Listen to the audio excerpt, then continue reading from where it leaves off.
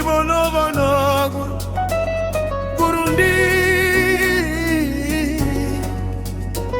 twese hamwe, umurimi niwe shingiro riterambere.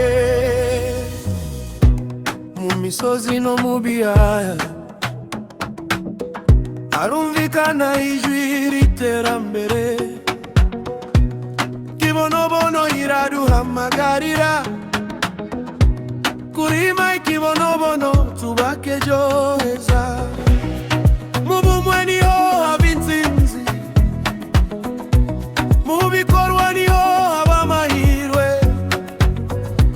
Umurimi wese ni intwari yubaka Burundi bw'ejo. Dutere ikibonobono kimbure amahirwe, dufatana amaboko twese. Kibonobono ibizigiro vy'umurimi w'u Burundi. Kibonobono Burundi, umurimi niwe mutima. Kibonobono Burundi, ubumwe butanga iterambere. Kibonobono Burundi, Kibonobono ni ubutunzi bwacu. Kibonobono Burundi, tubake ejo heza twese.